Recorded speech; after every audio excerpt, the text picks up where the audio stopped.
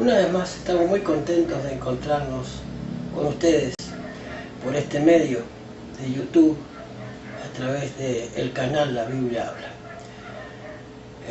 Hemos estado unos cuantos días sin poder grabar porque desgraciadamente no tengo dónde hacerlo y el amigo que me presta su lugar para poder hacerlo con tranquilidad y como se debe, con respeto a las cosas de Dios, con solemnidad, pues desgraciadamente no había podido hacerlo, así que tuve muchos días que no he podido filmar estos estudios. Pero hoy retomaremos el estudio, por la gracia de Dios, de la palabra, y estamos muy agradecidos a Dios, especialmente porque nos da el privilegio de volvernos a encontrar contigo. Te agradecemos por las suscripciones que han llegado, porque seguramente muchos entienden que esto es para la causa de Dios, no para una denominación, ni siquiera para mí, para figurar yo. No pretendo hacerlo esto. Agradecidos estamos a Dios, porque en este sábado una vez más nos da la posibilidad de encontrarnos contigo. Este es tu canal La Biblia Habla. No te olvides de suscribirte y de enviarnos preguntas, inquietudes, lo que tú anhelas que sean estos estudios bíblicos. Si tú crees que sirven para algo, si tú crees que no sirven, también tienes derecho a expresar tus ideas y tus pensamientos. Vamos a tocar el tema hoy, o continuar con el tema del santuario que habíamos empezado el estudio anterior,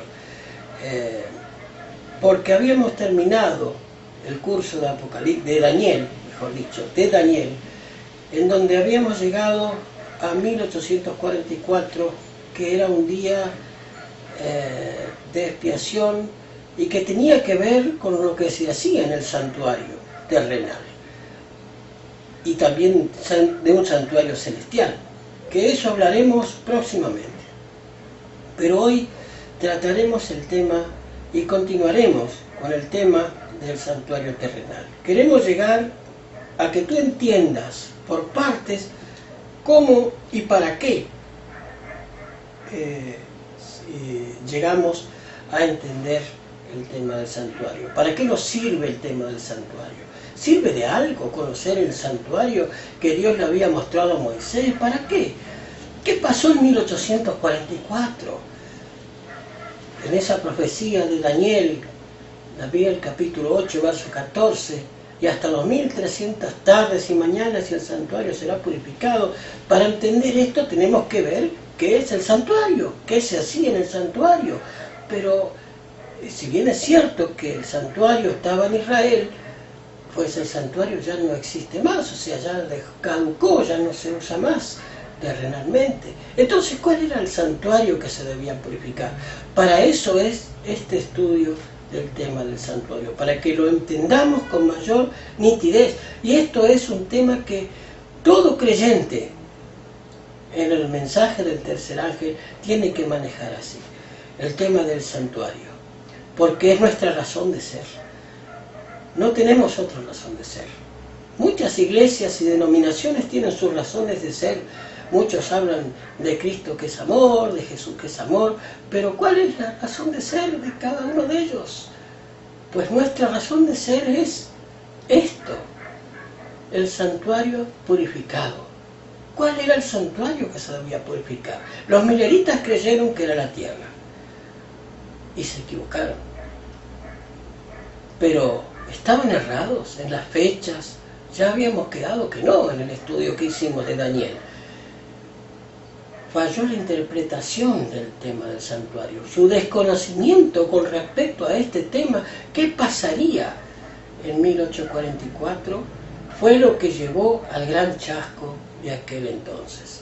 Por eso es nuestro deber recordar el tema del santuario, para poder llegar a entender qué pasó en 1844, para que hoy día, 2018, tú y yo podamos llegar a comprender qué pasó en 1844.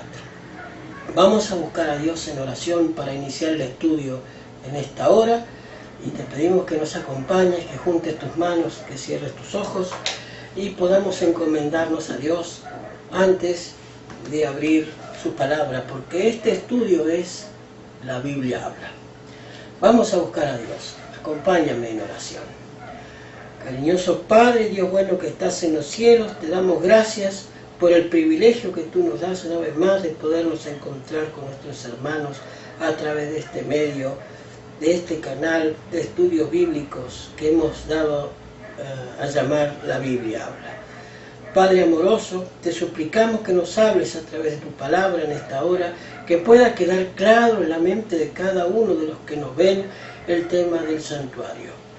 Gracias, misericordioso Dios, por tu amor y tu misericordia. En tus manos nos encomendamos, Padre, pidiéndote sabiduría y pidiéndote entendimiento, en el nombre de Jesús.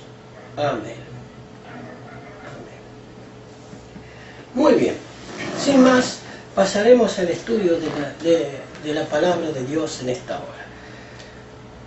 Estábamos viendo el tema del santuario. Hemos quedado en quienes estaban encargados del santuario. Habíamos visto que era la tribu de Aarón, de los levitas, que eran los encargados del trabajo del santuario. Muy bien, vamos a ver la segunda lección del tema del santuario. El propósito de la presente lección es mostrar a cada cristiano que debe edificar un santuario o templo espiritual en su propia vida. Nosotros tenemos que ser un templo viviente para Dios y debe purificarse ese templo viviente, ¿verdad? Pero vayamos a ver, más bien al ver qué nos habla la palabra de Dios con respecto a este tema tan desconocido y tan mal interpretado como el del santuario. Dice, ¿hacia qué lado se abría el santuario y por qué? Nos da la respuesta Ezequiel capítulo 8, verso 16. Notemos que nos habla el profeta Ezequiel, capítulo 8, verso 16, nos da la respuesta hacia dónde estaba la entrada del santuario. 8:16 dice lo siguiente: y me llevó al atrio de adentro de la casa de Jehová, y he aquí, junto a la entrada del templo de Jehová, que es en la entrada y el altar, que entre la entrada y el altar, como 25 varones, sus espaldas vueltas al templo de Jehová, y sus rostros hacia el oriente, adoraban al sol, postrándose hacia el oriente. Entonces, ¿a dónde estaba la puerta del santuario? Hacia el oriente, hacia la salida del sol. Y esta gente que estaba aquí, estaba dando la espalda a la entrada del santuario, adorando a la salida del sol. Primer gran simbolismo. La espalda al santuario, adorando al sol. ¿Tiene que ver con el Sunday? ¿Tendrá algo que ver con el Sunday o Día del Sol? Tiene mucho que ver. Todo tiene que ver con todo. Esto es adorar a Dios o adorar al sol en su día. Tiene que ver con el sábado y con el domingo. Tiene mucho que ver. Y tú me dirás, pero esas son conjeturas tuyas. Hemos visto el tema del sábado también y cómo se ha cambiado por el primer día de la semana, día de adoración al sol. Así que no son cosas mías. Hemos estudiado esto en los estudios muchos primeros que hemos hecho, que tratamos el tema del sábado en varios capítulos, ¿verdad? Por eso entendemos que aquí estos varones estaban adorando al sol, dando la espalda al templo de Dios. Muy bien, entonces quedamos que la puerta estaba hacia el oriente, hacia el este, como quien dice, ¿verdad? Segunda pregunta. Al acercarse al santuario, dando la espalda a la adoración al sol, ¿a qué se daba la cara?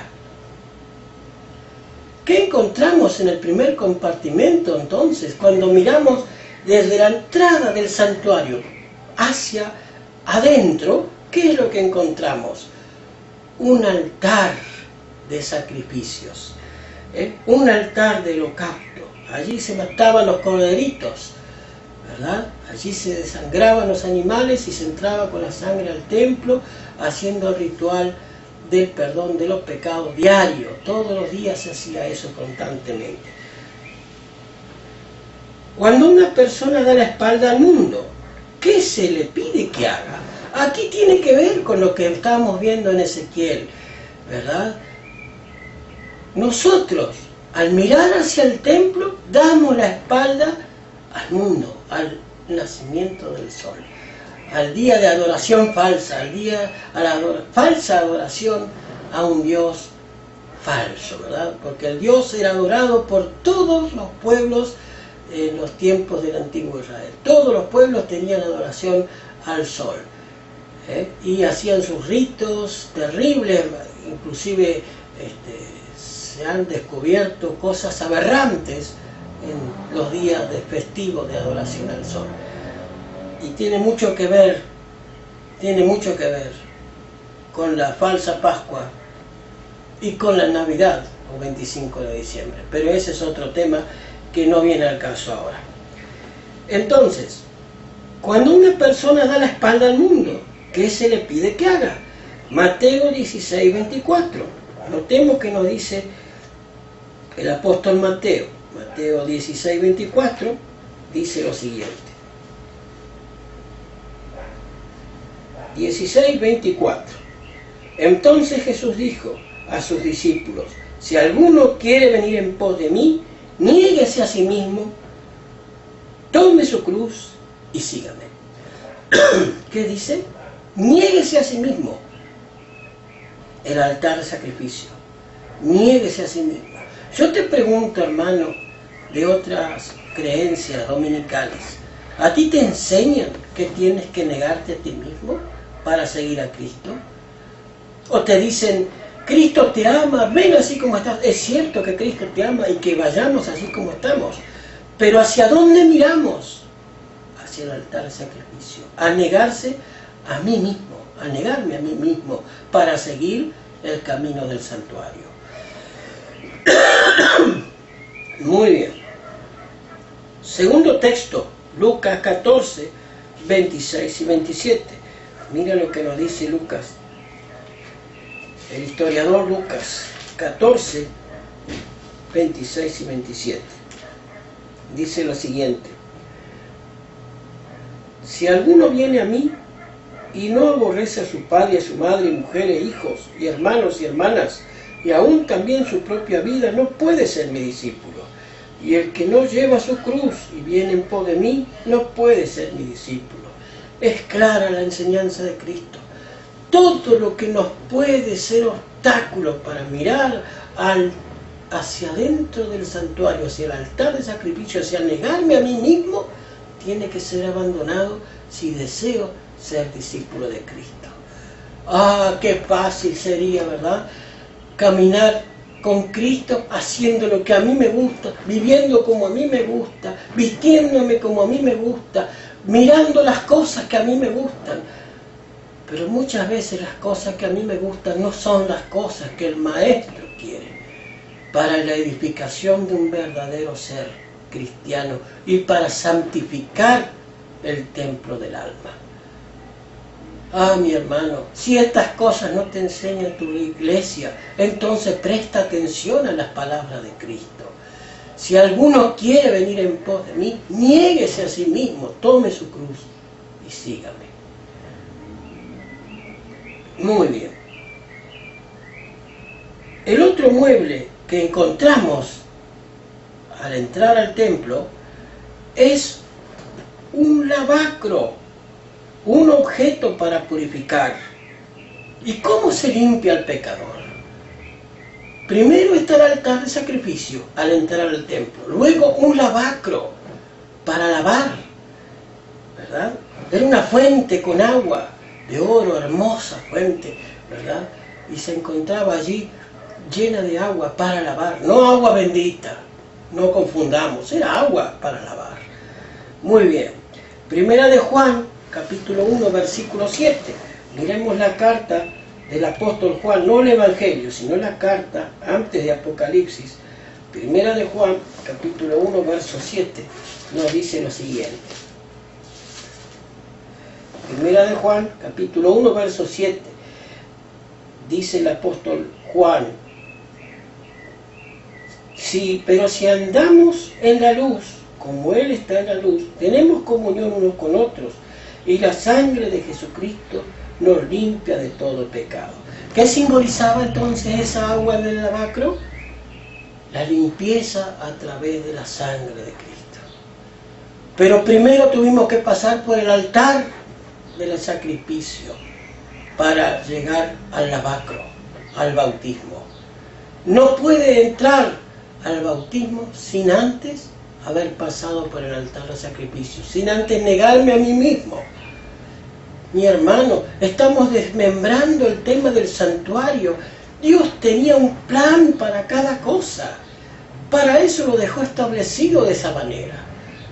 No se puede llegar al bautismo sin antes haber dejado las cosas que a mí me agradan y que no le agradan a Dios. Sin antes negarme a mí mismo. No podemos ir a lavarnos sin antes primero negarnos a lo que nos gusta y que es contrario a la voluntad de Dios. ¿Es claro este tema, mi hermano? Es claro. Muy bien.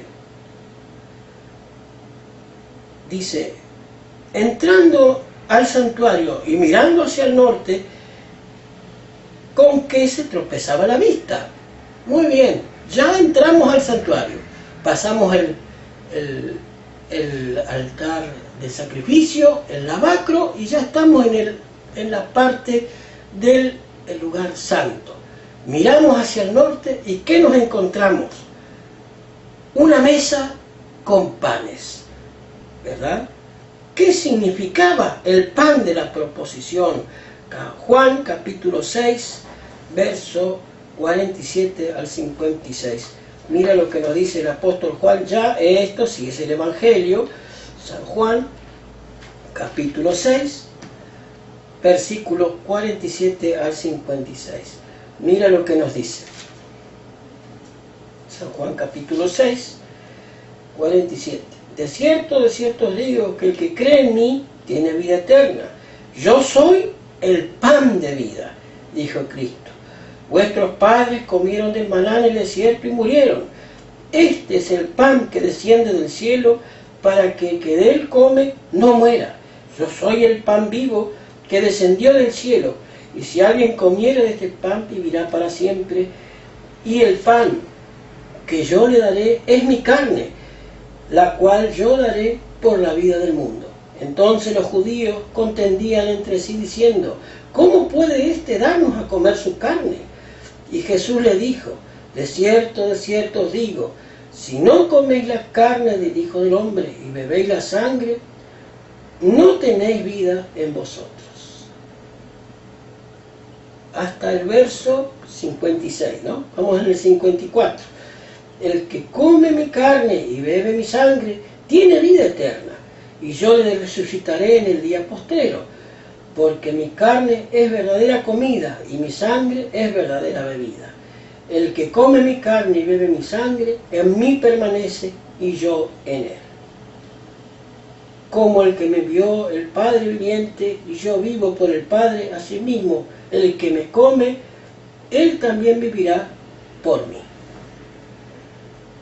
Y tú me puedes decir, ¿qué significa todo esto? Comer la sangre, comer la carne y beber la sangre. ¿Qué significa todo esto? Pues está hablando en forma figurada Cristo. No estaba hablando de canibalismo, mi hermano. Estaba hablando en forma figurada. ¿Qué es comer la carne de Cristo? Pues, mi hermano, cuando tú lees su palabra, estás comiendo alimento espiritual. Cuando tú lees lo que nos habla el Maestro y lo que nos hablaron los profetas, tú estás comiendo comida espiritual. El que en mí come no tendrá hambre jamás. Maravillosa promesa de Jesús. ¿Tú deseas comer su carne? ¿Tú deseas comer su carne? Esos panes que encontramos en la mesa simbolizaban la comida espiritual de todos los días. Y se cambiaban los sábados, ¿sabes? Los días de reposo se cambiaban los panes, se ponían panes nuevos para que comieran los sacerdotes. Pero eso lo vamos a ver ahora. Muy bien, entendimos entonces, el comer la carne de Cristo es estudiar su palabra, es asirnos de su carne, hacer la carne de nuestro ser a través de comer con los ojos, ¿verdad? Con los ojos. Muy bien. ¿Qué significado tenía el pan que era cambiado de la proposición cada sábado? Levítico 24, 5 al 9. Esto es lo que estábamos hablando hace un ratito. Levítico 24, 5 al 9. Dice lo siguiente. El título dice: el pan de la proposición. Y tomarás flor de harina y cocerás de ella 12 tortas. Cada torta será de 2 décimas de efa. Y las pondrás en 2 hileras, 6 en cada hilera, sobre la mesa limpia delante de Jehová. Y pondrás también sobre cada hilera incienso puro, y será para el pan como perfume, ofrenda encendida a Jehová. Cada día de reposo lo pondrás continuamente en orden delante de Jehová, en nombre de los hijos de Israel, como pacto perpetuo. Y será de Aarón y sus hijos, los cuales lo comerán en su lugar santo, porque es cosa muy santa para él, de las ofrendas encendidas a Jehová por derecho perpetuo. ¿Cuándo se ponían entonces los panes? Cada sábado. ¿Qué simboliza esto, hermano? ¿Puede encontrar un simbolismo a esto? Bueno, los que no se congregan en el sábado no lo van a encontrar al simbolismo. Porque el simbolismo es comer la carne de Cristo, el pan, ¿cuándo? Todos los sábados. Todo aquello que el sábado lo dedican al estudio de la palabra de Dios, comen la carne de Dios, especialmente el sábado, que era día separado por Dios para que Dios tenga comunión con su pueblo, que el pueblo coma el alimento espiritual, que Aarón y sus hijos coman de ese alimento espiritual, ¿verdad? Eso simbolizaba el pan de la proposición, comer la carne de Cristo, y se comía cada sábado, ¿verdad? Muy bien. ¿Entendimos esto hasta aquí entonces? ¿Y qué representa el candelabro? El que estaba del otro lado.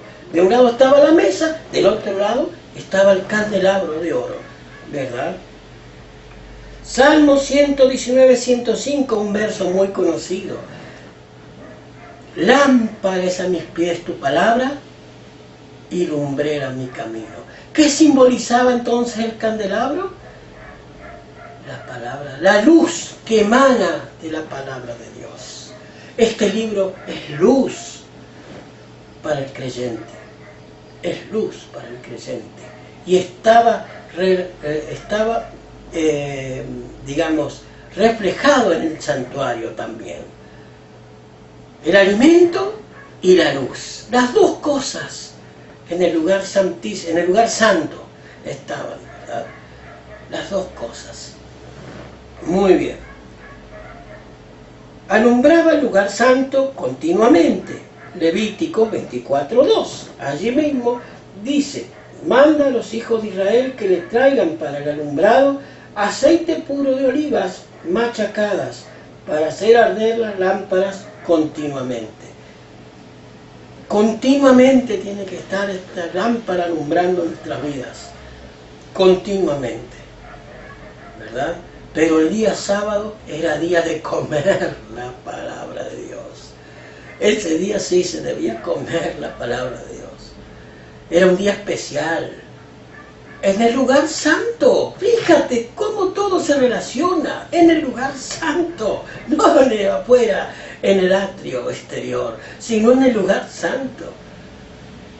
donde se congreguen los santos a adorar a Dios. ¿Cuándo? ¿En domingo? No, el día sábado. El día sábado.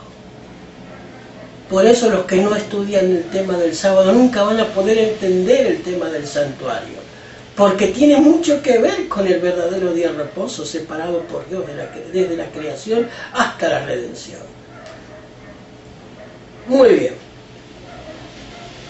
Alumbraba, dice la pregunta, el lugar santo continuamente el candelabro de oro. ¿Qué se enseña mediante el altar de incienso y su servicio? Apocalipsis capítulo 8, verso 3. Fíjate lo que nos dice el apóstol Juan en Apocalipsis capítulo 8, versículo 3. Y vino otro ángel entonces y se paró ante el altar con un incensario de oro, y se le dio mucho incienso para añadirlo a las oraciones de todos los santos sobre el altar de oro que estaba delante del trono. Esto ya es en el santuario celestial, pero tenía mucho que ver con el santuario terrenal. Dice, otro ángel vino entonces y se paró ante el altar, y con un incensario de oro se le dio mucho incienso para añadirlo a las oraciones de todos los santos. El incienso quemado humeaba y daba olor fragante. Para Dios las oraciones de sus santos son olor fragante. Cuando uno se comunica con Dios, eso es para Dios un olor grato. Que tú le hables de corazón a Dios, es olor grato para Él, como incienso quemado, ¿verdad? ¿Qué dos servicios se celebraban al mismo tiempo? Éxodo 30, 7 y 8. Éxodo 30, 7 y 8. Fíjate lo que nos dice aquí el profeta Moisés. Éxodo 30, 7 y 8. Aquí está. Dice, y Aarón quemaba incienso aromático sobre él cada mañana cuando aliste las lámparas, lo quemaba. Y cuando Aarón encienda las lámparas al anochecer, quemará incienso, rito perpetuo delante de Jehová por vuestras generaciones.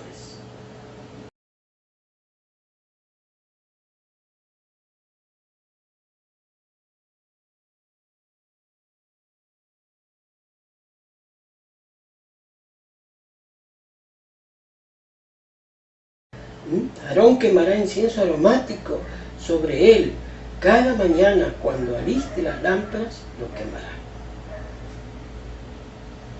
La lámpara era encendida y el incienso también. Olor fragante a Dios era eso.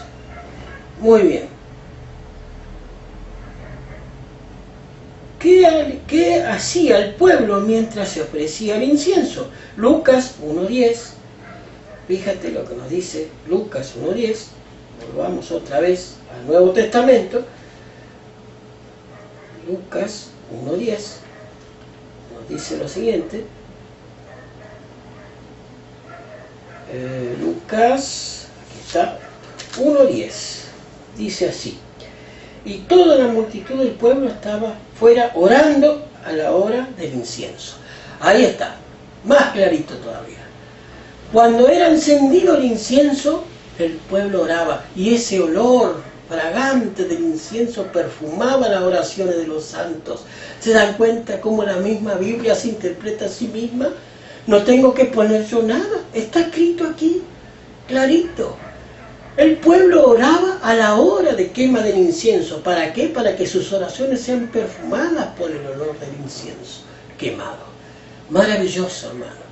Maravilloso, todo tenía su simbolismo y cada cosa tenía un porqué. No era que Dios se le antojaba porque, qué sé yo, por casualidad podía coincidir. No, no, no. Todo tenía un plan específico. Muy bien. ¿Qué mueble había en el lugar santísimo? Ya lo habíamos hablado de esto, ¿verdad? En el primer estudio. Estaba el arca del pacto. Dentro del lugar santísimo estaba el arca del pacto, en donde oficiaba el sumo sacerdote, no los sacerdotes. En ese lugar solamente podían entrar los sumos sacerdotes, un cargo más elevado. Dice, una vez terminado el santuario terrenal, ¿qué ocurrió?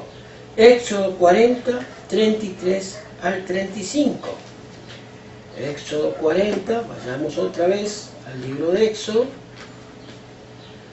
Éxodo 40, 33 al 25.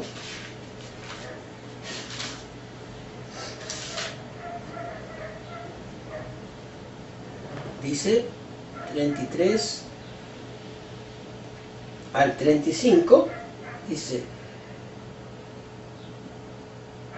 así el apóstol Moisés, el profeta Moisés. Y no podía Moisés entrar en el tabernáculo de reunión porque la nube estaba sobre él y la gloria de Jehová lo llenaba, y cuando la nube se alzaba del tabernáculo, los hijos de Israel se movían en todas sus jornadas, como si la nube, pero si la nube no se alzaba, no se movían hasta el día en que ella se alzaba, porque la nube de Jehová estaba de día sobre el tabernáculo, y el fuego estaba de noche sobre él, y a la vista de todas las casas de Israel en todas sus jornadas. Entonces, una vez terminado el santuario terrenal, ¿qué ocurrió? Dios mismo vino a través, en forma figurada de una nube, no figurada, sino que era como una nube, en forma de nube de día y en forma de columna de fuego de noche. Eso era la presencia de Dios. Muy bien. ¿Qué ocurría una vez terminado el templo del cristiano? Colosenses capítulo 2, verso 10. Sepan disculpar estos días de calor y de frío y cambio de clima. A veces le juegan una mala pasada a uno. Colosenses capítulo 2. Colosenses capítulo 2, versículo 10. Dice así: para que andéis como es digno del Señor, guardándole en todo, llevando fruto en toda buena obra y creciendo en el conocimiento de Dios. Pablo escribe a los colosenses, dice, para que andéis como es digno del Señor, agradándole en todo, llevando fruto en toda buena obra. Una vez que el cristiano entra en relación con Dios, yendo primero al altar de sacrificio, al lavacro, símbolo del bautismo, a comer del pan, del alimento, y tener la luz de Dios, que es la lámpara que alumbra nuestro sendero, entonces debe andar como es digno del Señor, agradándole en todo. ¿Se dan cuenta cómo todo es una cadena? No se puede agradar a Dios sin antes haber pasado por el altar de sacrificio y por el lavacro, símbolo del bautismo. No se puede agradar a Dios. No puede vivir una persona, y yo no puedo entender cómo bautizan muchas veces a gente sin antes haber pasado por el altar de sacrificio, haberse negado a sí mismo, a sus gustos terrenales, a sus preferencias, totalmente sacadas de contexto de como Dios las ve. Mis hermanos, esto es muy claro y grave a la vez, porque no todo el mundo lo va a entender de esta manera. Solamente el Hijo de Dios real, que come del pan en su pueblo y que se alumbra con la luz que emana de este libro, podrá entender que antes de entrar al bautismo primero tengo que pasar por el altar de sacrificio. No puedo saltar ese paso. Cuidado, mi hermano, cuidado si tú te dicen que te vas a bautizar porque cree en Cristo y ya está. Mi hermano, es claro el mensaje del santuario.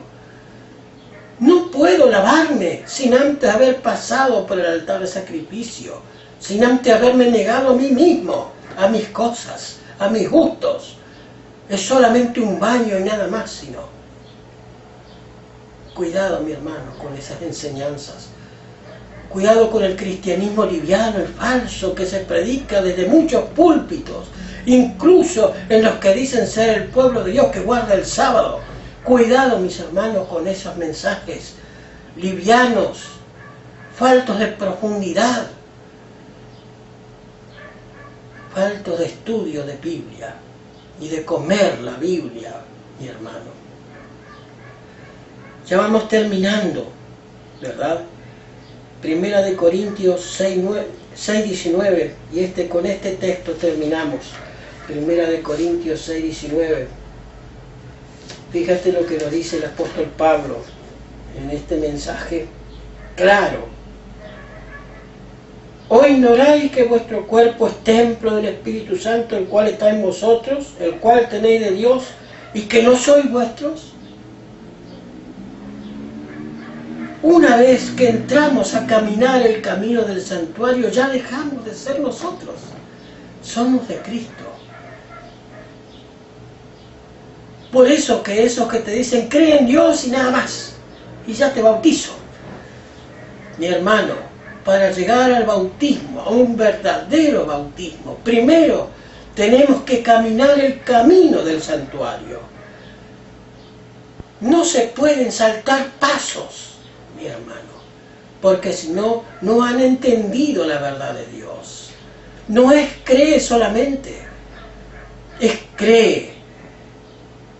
Humíllate ante el altar de sacrificio. Lávate en el bautismo. Come el pan, que es la carne de Cristo, que viene a través de su palabra. Ilumínate a través de su palabra, el estudio de todos los días. Pero el pan, especialmente el día sábado, come del pan.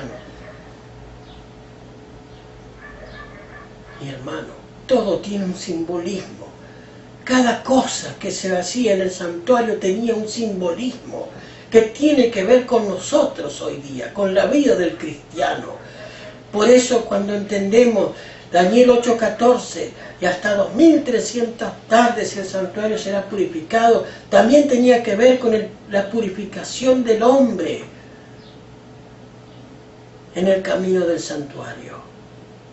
También tenía que ver con la purificación del hombre. Mi hermano, hemos concluido el estudio de hoy.